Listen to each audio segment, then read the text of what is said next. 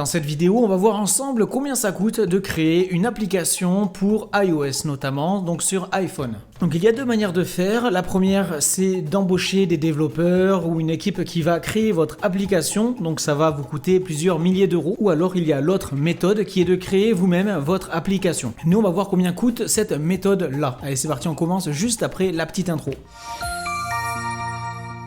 Donc on va avoir besoin de deux choses impérativement pour créer notre application, deux choses qui vont nous coûter un petit peu d'argent. La première, il s'agit de devenir membre du programme Apple Developer. C'est un abonnement que vous allez devoir prendre sur votre compte Apple et qui est à payer chaque année. Cet abonnement vous permet de, une fois l'application créée, de la publier sur l'App Store et de la rendre disponible à tout le monde sur tous les différents App Store du monde. Sans cet abonnement, ce n'est pas possible de publier votre application et donc il va vous coûter 99 € par an. Donc ça fait un petit budget, mais à la fois c'est pas beaucoup parce que après derrière vous avez aucun frais supplémentaire. Que votre application soit téléchargée une fois ou bien 1 million de fois, vous n'allez pas payer plus cher. Du coup, ça peut être vite rentabilisé, surtout si vous mettez un petit peu d'achat intégré ou des abonnements dans vos applications. Donc ça c'est le premier élément indispensable pour publier une application, 99 € par mois pour le programme Apple Developer. Et donc ensuite, une autre chose indispensable, ça va être d'avoir un Mac. Donc un ordinateur avec macOS dessus. Ça va être indispensable parce que vous allez devoir créer votre application avec un logiciel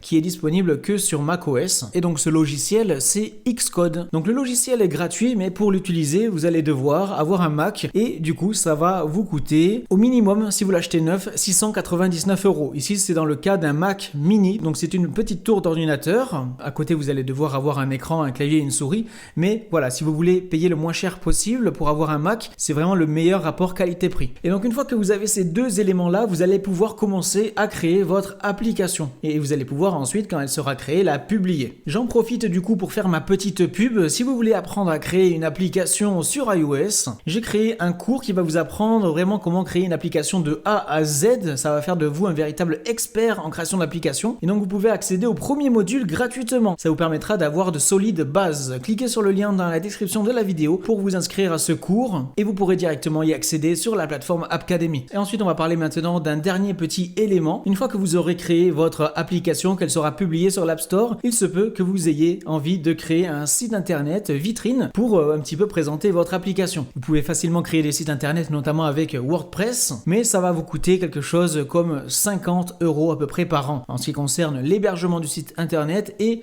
ainsi que l'allocation du nom de domaine. Par exemple, le nom de votre application suivi de .com ou .app ou n'importe quoi d'autre. Et donc voilà, on a vu vraiment les dépenses essentielles pour créer et publier une application sur l'App Store. Laissez un like, abonnez-vous à la chaîne pour plein de contenu sur la création d'applications sur l'écosystème Apple. N'oubliez pas de vous inscrire à App Master Start, le petit cours gratuit. Cliquez sur le lien en description de la vidéo et moi je vous retrouve très bientôt pour une prochaine vidéo. Allez, salut!